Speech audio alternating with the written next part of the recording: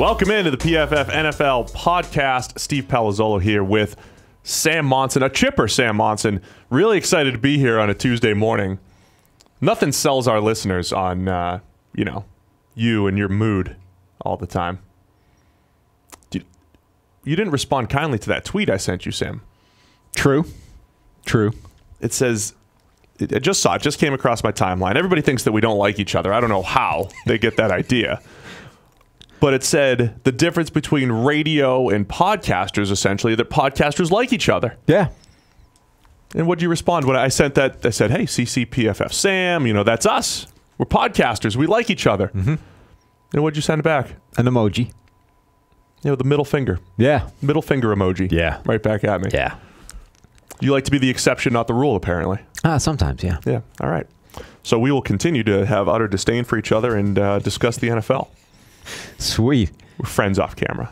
Friends off camera. They're not off buying air. it. Your YouTube commenter people that you so love, they're not buying that. It's funny. I'm still keeping tabs on all of our friends. You read right? the comments. I do. And I'd say 80% of them think it's your fault. But there's a few people that are like, man, that's Steve. It's him. They think it's me. Yeah. But it's like 80-20. You say that. Mostly you. Yeah. It feels like a selection bias kind of deal. I mean, if you want to go check my math on that, feel free to read the comments. Mm-hmm. You going to do that anytime soon? I'll certainly feel that freedom. Yeah. Anyway, can we thank all of our listeners and fans real quick? Sure. Put on a smiley face for us? Sure. Here's the thing. You're now a senior manager over here at Pro Football Focus. We don't always talk about our behind-the-scenes roles, but you are pretty big time. Senior manager. What's your role right now? What's your ultimate role? Besides being the on-air talent and, I'm co-face of the company. Running the consumer side of things. So, the products that we sell. You're a salesman now. Yeah. Well, no. Other people sell. I just run it. I have people that sell for me. So your department that sells PFF Edge and Elite is doing well. Yeah. We're doing well. And I think we should... Why don't you send out some thanks? Thank you, everybody. Big week. Free agency was successful. We, had a ton of sales, had a ton of interest. Site traffic was as high as it's ever been. All kinds of good stuff. So thank you, everybody. And we will continue to try and put stuff out there that you enjoy and want to purchase. Yeah, and then I run the YouTube side of things and all the video stuff, and we had a record week as well. So I want to say thanks to everybody that watched all of our YouTube content. We had a lot of fun putting up all the free agency stuff and pushing people back to your site so they could buy some products and all that stuff, right? That was good. But yeah, special thanks to all of our listeners. You guys have been great. We're setting podcast records, YouTube records, and sales almost records type of thing. For this time of year, right? It's not like all-time records. Okay. But for this time of year, we're doing well. So if you guys want to get in on that PFF Edge and Elite, it's over at profootballfocus.com. Is that promo code still live? To the end of this week. Okay, so right now we're recording on Tuesday. NFL 2019 is the promo code. You get 25% off over at profootballfocus.com for Edge or Elite. So please go and check that out. Take advantage of the 25% off because you get 365 days of access. So why wouldn't you sign up now and you get it for the season? You get all of our fantasy tools, premium stats 2.0, draft guides in there. That's going to be updated in a couple weeks. QB annuals in there. We're just trying to give you guys a ton of stuff if you guys sign up. Yeah, adding to it all the time. All right, let's try to run through the rest of the NFL news. If you guys didn't catch up last week, if you're just tuning in, if you're just finding us, go check out last week's podcast. We did 3 of them, 1 bonus podcast, 2 on free agency, 1 on the draft and what it means for your team. There's a whole bunch of content in there. You guys, our listeners really enjoyed those podcasts based off the numbers, so that was great. We've pretty much exhausted all of free agency, have we not? Yeah, we've clearly hit the period of free agency where it's still technically alive, but the only things left are the last dregs that, this isn't really even wants. Second wave free agency. This is like third wave. Well, it's not even a wave, right? There's like one free agency now. There are no waves of free agency. If there's one giant tsunami that comes in, floods everything, and then when it leaves, there's only detritus left. So that's what we're left with right now. It's the flotsam and jetsam of free agency with the one bow wave having already swept everything out of the way. There you go. Metaphorical genius. Again, it's like the one thing you do well. Just create metaphors. Well, so who's left on the beach Yeah. Who? Ndamukong Suh. What flotsam and jetsam is left? There's an readily Ndamukong Suh. available to pick There's a up. Justin Houston. There's an Eric Berry. So those are our top 3 free agents remaining. The top 4 are all defensive players, including Zach Brown. We've got our list over at ProFootballFocus.com. I mean, there's a lot of big names. Ziggy Ansah, Muhammad Wilkerson, Vontaze Burfict just hit free agency after getting released by my Bengals. They're not my Bengals. Maybe I would have kept him around if they been gave hired by them. Yeah. I want that attitude on my team. Maybe. Jared Valdir is sitting out there. You know, some interesting names. Jordy Nelson, he's been out and about visiting people. A bunch of old guys with big names. But I think those top 3, Suh, Justin Houston, Eric Berry, can all help teams. Let's discuss. Is there a place where you think these guys could go? Because I think with Suh, the thing we keep saying is give him the 1-year deal. Give him 500, 600 snaps. Let him rush the passer. Let him dominate against the run. And he could, you know, help a team on a Super Bowl run. The problem is all the teams that have all the cap space aren't really the teams that are looking for a 1-year rental of a Suh, except maybe the 2 teams at the top, the Indianapolis Colts and the Houston Texans, as far as cap space goes. Yeah, I don't see the Texans making it happen because of the guys they already have on that defensive line.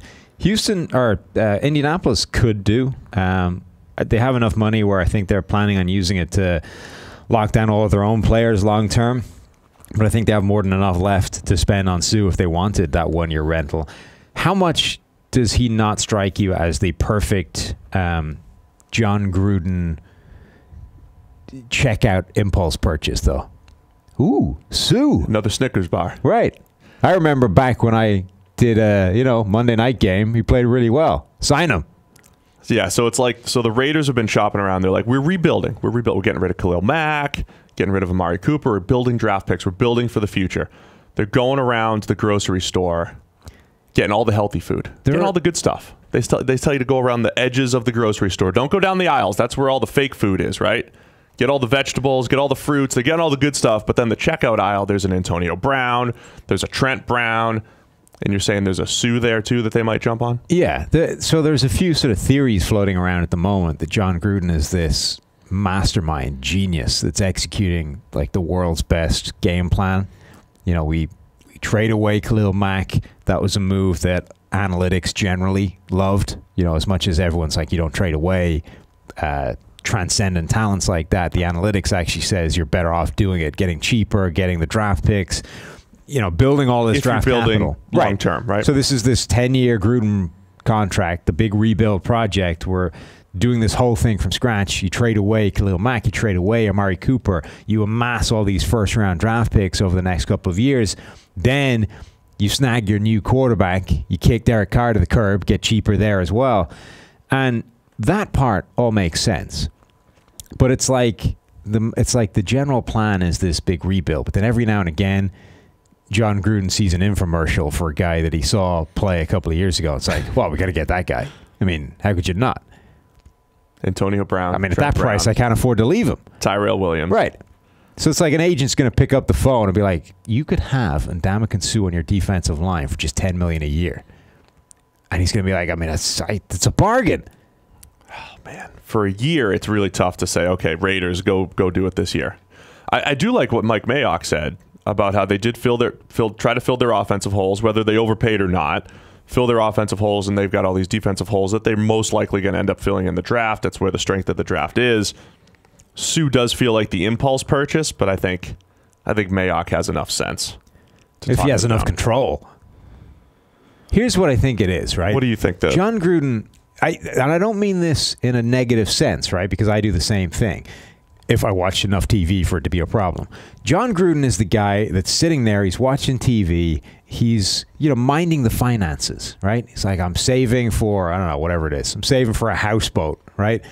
Minding all the money, keeping it in the bank, but then he's watching TV. And then the infomercial comes on for that stainless steel frying pan that you can't scratch. It's like, wow, I mean, I've scratched the hell out of all my pans for $29.95. I get 3 of them all the time. Right. I need frying pans. And then he dials up, credit card is out, and he's buying those things. So Ndamukong Suh, as seen on TV, you can have them for just 1 year, $9 million. And while they're on the phone, they'll be like, and if you spend twice that, I can get you Sue and whoever the next guy on my depth chart is that I'm trying to get it. So why don't the Raiders just fill their defensive holes and just get Sue, Eric Berry, and Justin Houston? So this is what I think happens. Just go down our free agent list. He's got this long-term saving plan. He wants to build up the Raiders. There's a big rebuild going, and then he sees an infomercial for a guy that he can't turn down. I remember when he dominated this game I commentated on a couple of years ago, and now he's available for a knockdown cheap price with a money-back guarantee. We went from shopping at the grocery store buying Snickers to now as seen on TV. That's what I think it is. It's infomercials. Okay. It's infomercials while he's sitting there trying to save long term. Everybody jokes about the anti-analytic speech that he had a couple of years ago. So there's the truth is somewhere in between here, right? I don't think that he's mastermind genius behind the scenes building this thing. Yeah. He's also not like literally trying to rebuild 1998. No. Never was. Even in that 1998 speech, like if you read the entirety of the thing, it was more nuanced than that one line. Yeah, but the one line was what got took out of it. I mean, the day. I don't know how much we can reveal on this. I mean, like the day after he gave that speech, we saw him out and about around Indianapolis, and he's like, "Hey, love these PFF guys, love you guys." Yeah, he came up and said hello. But we were all out to dinner, and he dropped in and said hello, and how much he loves us. Even in that speech, he was referencing, a bunch of data and all that kind of stuff. It was just that was the line that everybody took out of it. Right. So the answer's somewhere in between. Anyway, let's get back to who's going to sign Sue, because I'm looking. Raiders. I think the Colts would. I don't think they're going to. Whatever. So who else takes a shot at this? I'm already done. He's gone to Sue. There's no way Gruden turns down that kind of bargain impulse purchase. Cowboys? What about the Cowboys?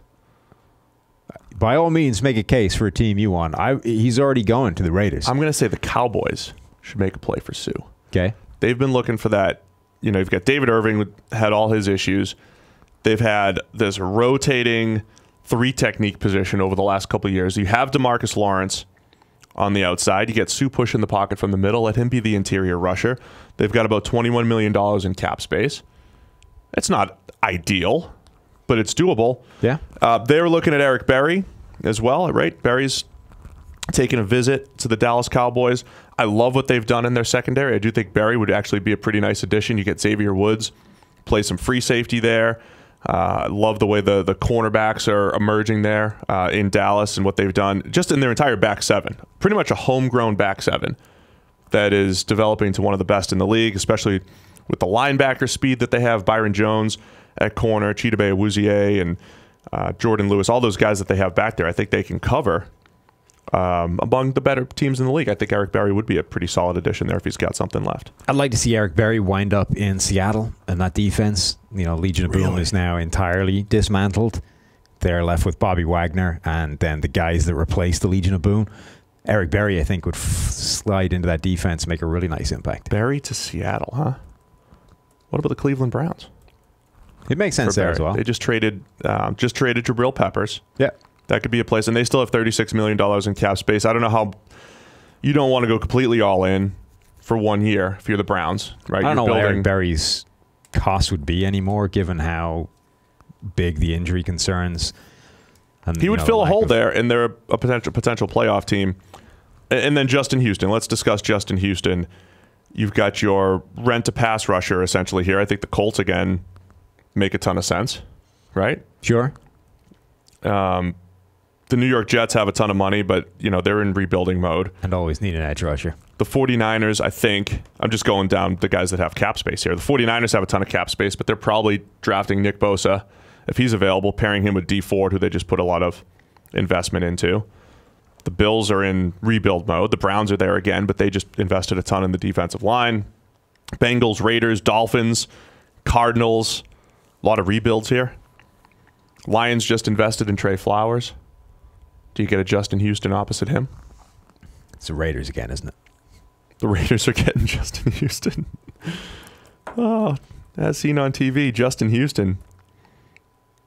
Man, I remember that time that guy, love that guy, got 22 sacks. 22 sacks that guy got. All an agent needs to do. We can get 8 out of him. Call up the phone, say, for the low price of $12 million. Hey, John. Just for 1 year. You too could have an edge rusher. You're not even tied to him. That dominates. Just go 1 year at a time. How about the Ravens? Ravens? Yeah. I think they're done in free agency, though. Right. But the Ravens need some help on. Terrell Suggs walks. Justin Houston. Yeah. 1 year rental. How about the Bears? The Bears. The Bears. Pair Justin Houston with Khalil Mack. I think Leonard Floyd still never really developed the way people wanted. So, do you have a Justin Houston landing spot besides the Raiders? You can't say the Raiders for everything. I just those two. I'm not giving him Eric Berry. So, ProFootballFocus.com, PFF's top 3 free agents, Ndamukong Suh, Justin Houston, Eric Berry. You're going to say 2 of them go to the Oakland Raiders in their rebuild. Well, yeah, I'm going to say maybe not both together, but I definitely Gruden signing one of them.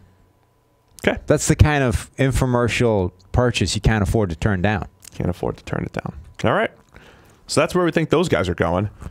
Is that the bow on free agency? Are we done with free agency yet? We'll discuss more news as it comes. Other news that happened this weekend, we got Fitzmagic going to the Miami Dolphins. I think that's a perfect bridge quarterback for the next couple of years. Is it, though? We have a Dolphins question that comes up. We'll hit that when the Dolphins question, because we took some questions on Twitter. We'll hit that when we get there. Eric Flowers signs a 1-year deal with the Washington Redskins. The most consequential thing of which is that he canceled out a compensatory pick that they were going to receive. Are we going too far with the compensatory pick stuff? No, not when it's Eric Flowers. Okay, not in this one. But it seems like this is one of those things where every time a signing happens, because people just got smart to compensatory picks in our little Twitter world over the last couple of years, every time there's a signing, everybody wants to announce how smart they are. And it's like, well, that cancels out a 3. Well, that cancels out a 6. Everybody wants to show their compensatory pick smarts. The compensatory pick's been there forever. Mm-hmm. And yes, the best teams generally take advantage of it, but it also doesn't mean you should never sign a free agent. No, this is independent of an Eric Flowers discussion. It means you should never sign an Eric Flowers, though. Now, when you're signing Eric Flowers to a 1-year, $4 million contract, I believe it was, and it's in isolation, it's like, all right, let's try him out. He's a swing tackle or whatever it is. Fine. But if it does cancel out a 4 and you're essentially giving up a potential 4 to get him, that makes it a worse move when you know that. I do think people are going a little too far with the they're not everything, but you need to understand what's happening. You need to, every move you make, you should be aware of the ramifications when it comes to compensatory picks. And if you want to say, okay, where it's worth doing anyway, fine. But to act like they don't exist is silly. Oh, I agree. I just think the people we follow, I think, have pivoted the other way, where it's everything. Like, don't sign anybody. Own this compensatory pick process, which the good teams do take advantage of. And then Ronald Darby re-signed with the Philadelphia Eagles. We said, as soon as we start listing our top 5, that he'll sign. Yeah. And there he was. Pretty quickly afterwards. Which is interesting because it was a 1-year deal. It's one of those deals that suggests there was no real marketplace for him. Right. And he was one of our top free agents the whole way. Obviously, there have been some injury concerns with him. Maybe those are more severe than we have information on, but that's potentially huge for the Eagles because he was a big member of their secondary, an important part of that team when it was good. So the Eagles have kind of done a nice job of retaining some players that had they lost all of them, it would have been a real issue. Losing Brandon Graham, losing Ronald Darby. They got a lot of pieces potentially walking out of that building, and most of them are coming back. I like what the Eagles have done. We talked a lot about the Deshaun Jackson move, and just, I'm all about taking guys that have done it before, who may have some of those question marks, like a Ronald Darby, and see what they can do on the 1-year deal. You want to answer some of our questions? Sure. All right, we asked for questions last night. We delayed the podcast a little bit because we had the 3 full podcasts last week. Gave a little news time to break, and we got in Eric Flowers breaking news. That was well worth it. Oh yeah. We saved the podcast today so we could discuss Eric Flowers. Perfect. Below average offensive tackle to the Redskins. Yeah. And then we had to fill time with questions. Okay, so what do you got? And we'll hit up the draft later in the week. You're excited about that. All right, let's just go through it. Is Blake Bortles the top head coaching candidate next year now that he's met Sean McVay? No, because Zach Robinson is. Right. Zach knew Sean first. Mm-hmm. With the Vikings signing Anthony Barr, are the only realistic options in the draft Reisner or Ford at 18? I don't think so. No, look, if you go into the draft saying, all right, we're going to draft an offensive lineman. Which they do need to do. Which is fine if they want to draft an offensive lineman. But if you go in short-sighted and say Derwin James falls to 18, Derwin James hypothetically falls to 18, I sure hope you're not like, man, I got to fill that right tackle depth chart spot. No. With Dalton Reisner, I'm going to pass on Derwin James. That's not how you draft. Free agency is all about putting yourself in a position to not have to take a specific player in the draft. The best teams fill holes in free agency to the point where they're not looking at the draft saying, if we don't come away with a left corner, we're screwed. Right. So the Vikings haven't done that because they have one guard under contract and he's terrible. So they actually do need to sign guards at this point. Now, there's still some out there in free agency. It's not we have to draft them. But they're in a position where they basically need to come out of this draft with a couple of starting linemen, which is not ideal. But it doesn't have to be in the first round necessarily. Right. They're going to be leaning in that direction. But should the right player fall to where they are, you would hope they wouldn't pass him up because they have to take a guard that's going to be starting. I mean, as much as you do need a left guard is the most inconsequential position in football. Therefore, you shouldn't be passing up a potential game changer at a different position to secure that guy. All I urge fans is to not go into drafts saying, all right, here's what we're going to do. First round, left guard. Second round, defensive tackle. Third round, linebacker. I mean, if you just go in with that mentality, you're going to miss out on good players. Now, Reisner or Ford at 18, I don't think that either would be a bad pick for the Vikings. But, you know, I think if like a DeAndre Baker's there, you know, if a great corner's there, despite what you have on your roster, you pull the trigger on the best player. Right. Now, the fact that the Vikings have put themselves in a position where they do kind of need to draft certain positions is bad in and of itself. But that's a different... That was the Houston Texans last year, and then they didn't even have a pick until the third round. Yeah. They went in with just no offensive linemen, knowing, we got to take a couple shots on some mid-round offensive linemen and, you know, Martinez Rankin and guys that aren't going to be able to come in and start. It's not an ideal position, and the offensive line was not great for Houston last year. Very not great. Will the Giants draft another lineman in the first round? Defensive lineman? I mean they need both. The rumors for the Giants, strong rumors, that it's Montez Sweat, that they're all over at 6, and Daniel Jones at 17. Okay. Now, for whatever it's worth, I mean, last year at this time, Browns fans were like, just draft Saquon Barkley and take any quarterback at 4. Who cares? Which is just the most asinine line of thought ever. But if the Giants are really all about Montez Sweat, who was a good, not great pass rusher with freaky athleticism, and then Daniel Jones, who's essentially a late second, third round type of quarterback at 17, I don't think that's the ideal scenario for the Giants. That's all I'll say. No. And Gettleman has come out and said that he's a real admirer of the Kansas City model, i.e. the idea that your rookie quarterback doesn't play as a rookie. He sits and learns, and year 2 becomes Patrick Mahomes and throws for 5,000 yards and 50 touchdowns. I mean, I'm a big fan of that too. Yeah. That's how I would build a team. Whatever they're doing with a quarterback, and it does at least sound like they acknowledge that they need one. They said they'll probably come out. He's not playing year 1, so what's interesting is whether that puts you in a position of chasing a project more. Like knowing that this guy's going to sit for a year. I don't need him to play week 1. Do you look at a guy who potentially has more upside because the ceiling is higher and you know you don't need to put him out there year 1 where he's going to be bad? Or do you take the guy who's just better right now because he'll probably be better in a year's time as well? Well, now, we think we know the answer to that, which is you take the better guy because he has more upside because he's better. The Giants in this position are probably going to take 6'5" Daniel Jones. I mean, I honestly don't know what the answer is because I don't think collectively any of us know what the impact of sitting for a year is because there's no sample size of that, right? We're dealing with like random outliers either direction here and there. So there's no way of quantifying. If I can take a quarterback, is it better to sit him for a year or is it better to throw him in there week 1? Which is better? Nobody has any idea.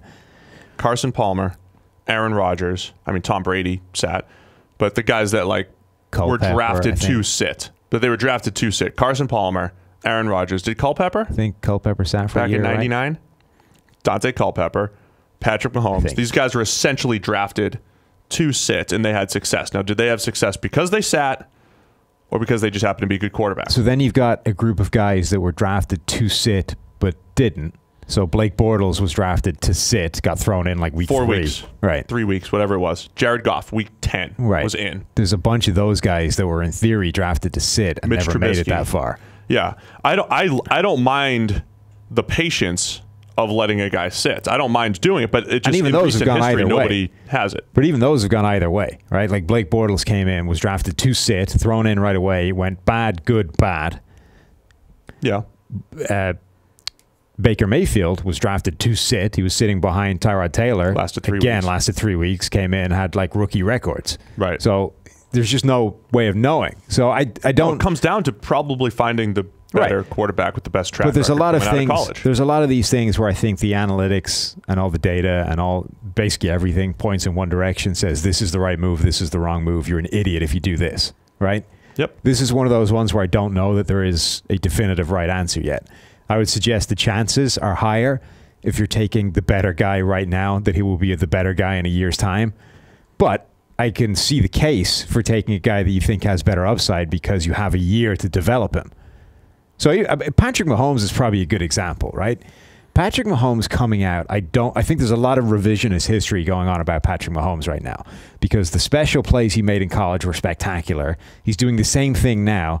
So you look at him and say, well, you're an idiot if you didn't have him as your number one quarterback. He was amazing. Sure. Having said that, he also did almost everything outside of the structure of the offense. And who the hell knows how that was going to translate to within a structure of an offense. And also, who knows how much sitting behind Alex Smith for a year aided that process. Those are all unknown quantities that I think people are attributing a specific value to right now and acting like if you didn't know it a year and a half ago, you were dumb. But Patrick Mahomes is a perfect example of a guy whose upside was insane. Like, even Patrick Mahomes' detractors coming out of the draft would have said this guy's potential is crazy. But all the stuff he's doing, I have no idea whether that translates or not. So Patrick Mahomes is like your ideal scenario. Sits, realizes this potential, eradicates the stuff that was concerning, and you've got an MVP caliber quarterback. He was also at a higher level of play. I mean, he's not Daniel Jones. Never said he was. I'm just trying to explain this to people who might be thinking that any quarterback that has a pretty good arm is the guy with upside. Mahomes was a 90-plus PFF grade guy.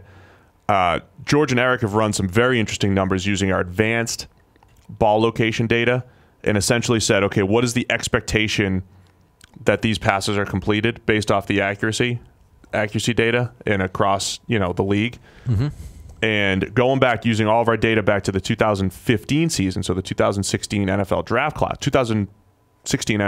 class, the top three as far as hitting throws above expectations down the field, right? Baker Mayfield, Kyler Murray, Patrick Mahomes. Those are the three guys. So I think there was information there. And this is what I've always said about PFF data. I think there's information there that's beyond just the grade. This guy was a 90, this guy was a 92, this guy was an 88, and you don't just stack them that way. There's information there that is most important for translating to the next level, and we're finding more and more of it as we go. That was one of those things. So I don't know if it's complete revisionist history. A lot of people did love Patrick Mahomes coming out. When we put our board together, we were very close between Trubisky, Mahomes, and Deshaun Watson. Many people internally, including Zach and others, wanted Mahomes as our number one quarterback. We ended up putting Trubisky as our number one quarterback, but the narrative on all three was you put them in the right situation, they can succeed. Mahomes went to the best situation out of all of them. I think Watson went to the second best situation out of all of them, going to the Houston Texans. Trubisky went to a situation in Chicago, which looked like it was pretty good based off how Dowell Loggins and the offensive coordinator ran the offense the previous year, and then Trubisky's rookie year, it was terrible. And now he's in a great situation. So I think you're seeing success from all three quarterbacks, in part because they all went to really good situations, much like Carson Wentz went to a great situation with the Philadelphia Eagles, and Jared Goff got thrust into a nice situation with the Rams. Eventually.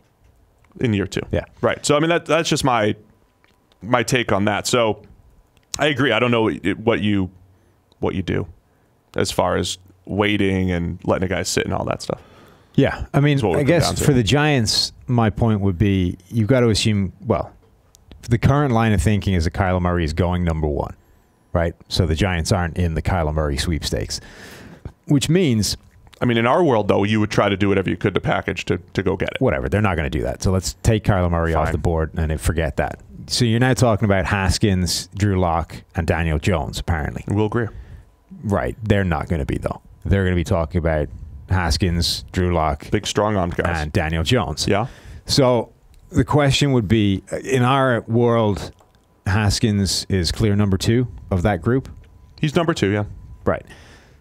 The better quarterback, ostensibly, right now. For the Giants, though, if you have this idea of if he sits and therefore how he's going to play right now doesn't matter as much as where he's going to be in a year's time, I wonder if a Drew Lock makes more sense, because he's a guy that's shown this developmental history, gotten better every single year. There's still a lot of room to get better. He's just still behind the other guys from an accuracy standpoint. Right, but this stuff has gotten better. We've seen him get better. So that's my question for them is, do they take a Haskins and just say, well, okay, he's sitting for a year. Let's see how that works out. Or do they go, well, he's sitting for a year, so we have a year to get this guy better.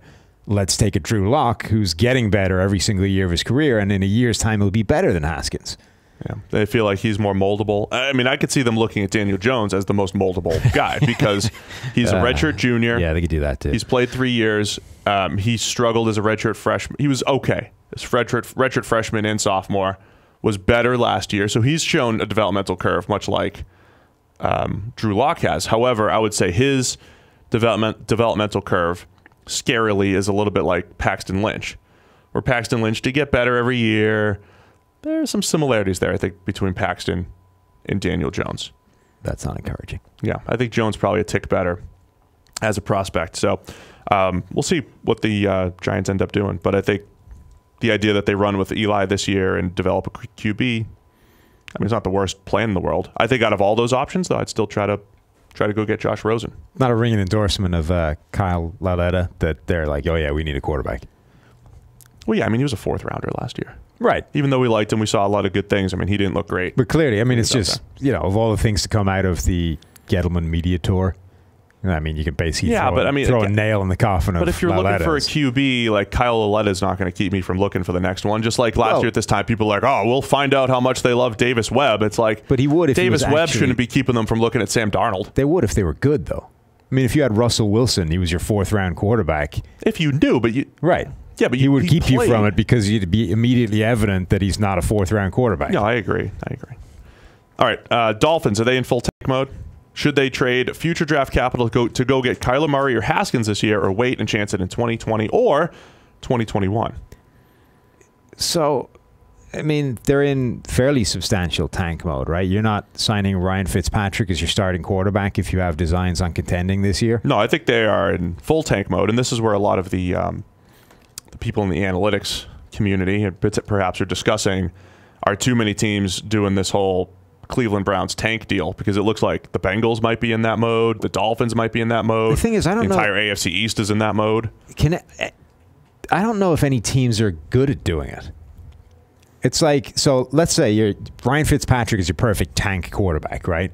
Because he's going to come in like last year. He's going to play 2 games at 90, and then he's going to implode in spectacular fashion. Yeah. And the next 8 games will be disastrous. Well, if he has nobody to throw to, he won't even have those good games. He'll be just bad. You might get a couple of games of high peak Ryan Fitzpatrick, and then everything else will be a train wreck. And by the end of the season, that'll shake out to a 2-14 record, and you'll probably have the number 1 pick in the draft. But what happens is teams get 8 games into the skid, and they're like, we've got to do something. We make a change at quarterback. They put in a guy who's better, and now they win 4 games. It's like, damn it. They instinctively try to win. Right. It's tough to do. So it's like they have this long overarching tank game plan, but then they choke halfway through the season. It's like, we need to actually start winning some games, otherwise people are getting fired here. So, well, that's the tough part. And then they take themselves out of consideration. So here's the thing. I think if you could go get a Kyler Murray, if you somehow could get Kyler Murray, you take it, and you start the rebuilds there. If you have to tank for next year, if you're going to be a top 5 pick next year, you have a Justin Herbert from Oregon who still has some developing to do. You have Tua Tagovailoa, who I like a lot.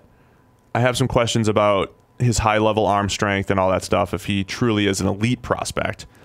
If you have to tank for 2 years, that's the gold mine. That's Trevor Lawrence. The 2-year tank program I don't know if the Bengals are trying to do it. I don't know if the Dolphins are trying to do it. But if there's a team that stays dedicated to getting that number 1 pick in 2021, I feel really good about Trevor Lawrence really being the best QB prospect in a while. What if he goes backwards in the next year or two? I mean, he could. I mean, I just find it kind of funny that he's like nailed on as being the greatest prospect to come along in a decade, and we've seen him for one freshman year. Yeah, of course. I mean, there's always risk with that stuff. I mean, Josh Rosen had one of the best true freshman debuts I've ever seen. Yeah. He absolutely tore apart Virginia, looked the part of future first-round pick, future number 1 overall pick, and then the next week against like an FCS team looked terrible. Yeah. So his freshman year was so unbelievably overblown. It was because it was honestly his debut was spectacular, right. And then after that was just up and down. Overall, he was like good for a freshman, but not actually good. Right. And Trevor Lawrence was one of the best quarterbacks in the nation last year as a true freshman. Then the thing with Rosen is he didn't really get any better from that season. So it's like you had a guy who was good for a freshman, and then didn't get any better than that for 2 years. He didn't. And now you're just. I mean, he's okay. So I get it. I understand. I thought Jameis Winston looked the part of future number 1 overall pick straight from the get-go, his redshirt freshman year, and he was. I mean, I think Andrew Luck right from the get-go looked like future number 1 overall pick. I mean, it goes both ways, but I feel pretty good about Trevor Lawrence in 2021 as a prospect. I wouldn't hate a team that truly built their team around like, let's go get this dude in 2021. It's risky because you have to be the worst team 2 years from now. It's very difficult to do. You have to be the worst team in 2 years from now and hope that you were right 2 years before you actually needed the evaluation on a guy based essentially off his freshman tape. Yeah. Which feels like quite a bad way of strategizing. So, but doing that is, so like if you're tanking for next year and you love Justin Herbert and you love Tua, right? You don't want to do this in a situation where there's just one guy you're going to get. I mean, maybe there's one guy, but there's other guys. This is why, by the way, this whole strategy generally is almost certainly never actually taking place because nobody has gotten full evaluations on next year's quarterback class right now. I do think nobody's done it. Forward-thinking teams, and now teams have the PFF database, right? Mm-hmm. Almost every team has our college database, and you can at least get a head start knowing who's good. I mean, they could have done it all the time. They just don't. I know they could have, but I don't know. But the point is, no. So you hear this every year. It's like, oh, if this guy had just gone back to school, he'd be the number 1 overall pick. Or if he'd come out last year, he'd have been the number 1 overall pick. And typically the answer is no, he wouldn't have, because at that point they'd have started the evaluation on him then, and they'd have found all the problems they found with him this time. It's just that at the time you were saying that, nobody had done the homework on him. So he was the number 1 overall pick, presumptively. They just don't. You don't do the homework on these guys to that level, to that extent, before you need to. So nobody has done the entirety of the work on the 2020 draft class of quarterbacks. Are you dying? Choking. Yeah. Yeah. Tough joke over here. Huh. Thanks, Matt. That'll lead to an interesting podcast if you die on the air. Kill some time. Yeah. So anyway, teams just are not doing that level of in-depth homework on the next year's draft class because they're so far behind this year's draft class just getting to the point where they're able to do it. I'm better. Cool. I think smart teams would be doing it. I don't know what would come of it. You don't sound that much better? I think I got coffee grinds. In your throat? Just inhaled. Huh. Okay. We're back. Are we live? Yeah. God, that was bad. Mm. Can we handle one more question? No, I can. I don't know if you can. This is that podcast. I'm not getting the call for the baby, but I'm just leaving. Yeah. And you shut it down. Uh-huh. God, what a way to go. You get taken out by coffee? Yeah, that's a weak story to have to tell your family. Because I make my French press coffee. So you get a lot of, it's the strong stuff. Uh-huh. So you get a lot of grinds in there. I wasn't even taking it. I haven't even had a sip in a while, but there's some grinds going down my throat that I'm choking on. There's there's heroic tales to tell a family of a man that's just been lost. He died saving children from a burning building. No, the 6'10", 270-pounder went to coffee grinds. 270? High 270s. 6'10"? All right, I'm 6'9", 280. I'm 6'8 and a half, 280. All right? 280? Some days. Yeah, you got taken out by coffee. Water weight fluctuates. I'm between... Kelly's not listening to it. Does she listen to the podcast? I don't know. We'll find out. I don't want her to know how heavy I am. Harry just started to learn how to... Fat shame you? say numbers. Oh. Right? So, like, he'll see me weigh myself, and he's like 40. He's like, oh, look, 40. So he's like, Dad, what was yours? I'm like, oh, 200, son. 200. Just so he's not like 280. Wow. And she's in the other room like, what? Yeah. Fatty. I'm just saying, a man of your dimensions being taken out by coffee would be a pretty terrible way to go. It would be. 6'10", 260 is what I'm listed at online. Yeah. As in my... I found your baseball card. I need to bring it in, get you to sign it. Yeah, you don't want me to ruin it. I mean, it's in plastic. Oh, yeah. You can sign the plastic. It's good. Did you see they're raising minor league salary? No. So, it's been a big point of contention for a while. Uh-huh. Below poverty level wages in the minor leagues. How much are they raising it by? There's just rumors about it. The Toronto Blue Jays are the first team to go up. I think they're going 1.5 times what they were making before, maybe double. Okay. So they're increasing it quite a bit. So I just think in my contract negotiations, too, this is just, something else to kind of use against Neil in negotiations. I go back to playing minor league baseball. I mean, I can go back to playing Major League Baseball. I can just do that. Yeah. Minimum wage is like $550,000. Well, you should do that because you still have the bonus. I do. My Spalding contract. Right. My Spalding glove contract. If I win the Cy Young, $2,500. Right. Right there. Straight cash. That's written down. That's in black and white. Yeah. MVP was like $4,000 or something. Wow. MVP. That stuff was actually written into my contract. Which is more likely? Oh, Cy Young's more likely. Yes, Cy Young's more likely. Okay. Asteroid hitting the Earth is also more likely than me winning the Cy Young or the MVP. Well, okay. Still, at least you have a chance. I do. All right, let's wrap this thing up. 2 questions about the Colts. Nicholas Balfour, big fan of ours, tweets at us quite a bit. Okay. Colts, $75 million in cap space. What do they do with the money? And someone else asked, Andrew Fisher from @ColtsFisher says, who are the best free agent edge candidates for the Colts? I think we already answered this. I think Justin Houston. The Colts are in. They have all this money. Even if they're going to spend it on all their homegrown talent, stealing a Justin Houston for a year or two, not the worst thing in the world. Yes. Get him rushing the passer. And, they're right in the thick of the AFC South and playoff race. So I think that'd be a good fit. There's some interesting free agents still available in terms of edge rushers, though. Vinny Curry had that one disastrous year with Tampa Bay when he was supposed to come in and be the starter. That got kicked to the curb. He's 30, by the way, now. Like, it seems like he was only drafted a few years ago. I know. He was a little older. So he's available. He could potentially be one of those. Again, you scale back. You don't expect him to start. You scale back the snaps. You make him a rotation body. He could bring some heat. I think the same thing is true for a guy like Aaron Lynch, Bruce Irvin. I think those guys can still get pressure. Both still free agents. Yep. If you want Adrian Claiborne as one pass rush move, if you got some bad tackles in your schedule, you can bring in Adrian Claiborne, have a couple of big games. Right. And Shane Ray being the big reclamation project. Yeah. Never really became the player Denver thought he would be. He was one of those guys who could only kind of win to the outside, didn't really turn the corner all that well.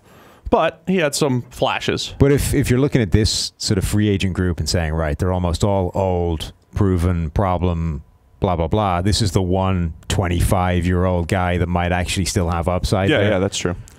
Yeah, so there you go, Colts. Go grab some edge rushers. That'll do it. What happened? Donald Penn got released by the Oakland Raiders. Poor Donald.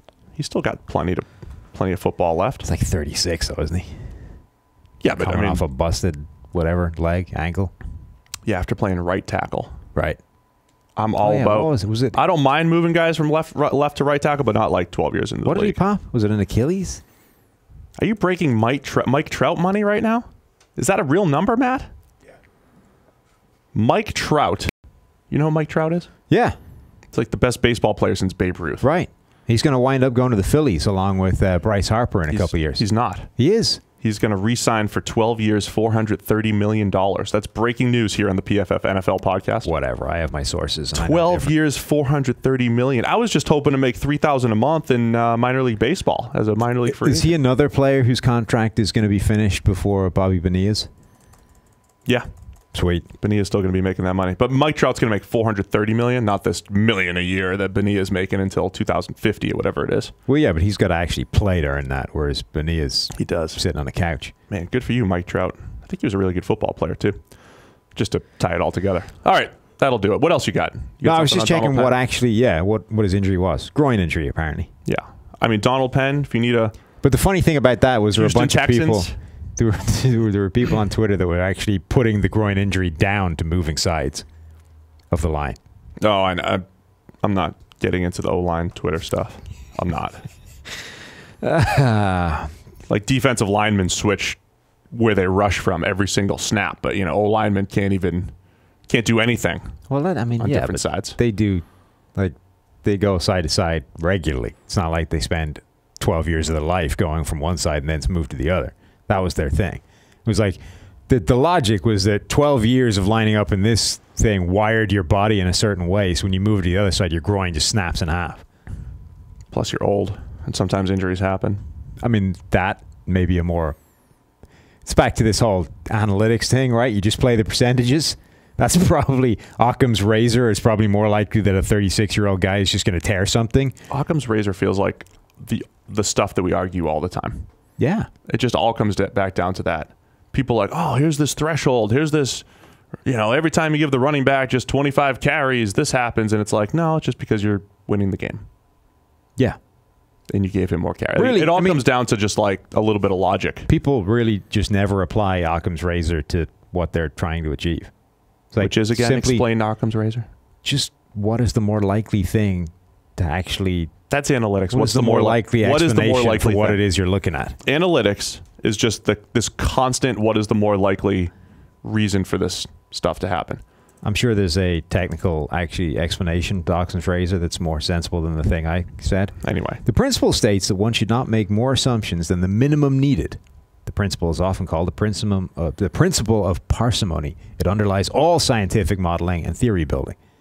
So basically, just don't make any more assumptions than what you'd need to explain what the hell is happening. Well, I saw people tweeting out what is the most likely thing to explain it. Like in college football, somebody tweeted out recently, the team that scores first wins 65% of the time. So that either means you could be a coach and be like, all right, guys, we got to score first. Then we'll win 65% of the time. Or the best teams just score first most of the time. Yeah. And they score more often. Mm-hmm. And they win most of the time. Yeah. Because they're better. Yes. Right? So just understand where the stuff comes from. Really, when you have a theory of anything related to football, you should simply ask yourself, is that the most likely explanation for the data set you're looking at? Or is another something way more likely? Or is it because it has something to do with one team being better than the other? Because that's probably the answer like 80% of the time. I mean, it's not. Occam's razor isn't flawless. Like sometimes the more less likely thing is actually the explanation, but you should probably start with the principle that it isn't. Yeah, agreed. All right, that'll do it for us. Go check out. I just wrote the definitive Kyler Murray piece, why he's the top player on the PFF draft board, just fresh off the presses. ProFootballFocus.com. Go check it out, and we'll circle back here later in the week. Sam will be filling in for Mike to do some draft discussion. Can't wait. Until then, get to PFF. And check out Edge or Elite NFL 2019. Use your promo code for 25% off for the rest of the week. All right, guys. We'll see you on Thursday or Friday.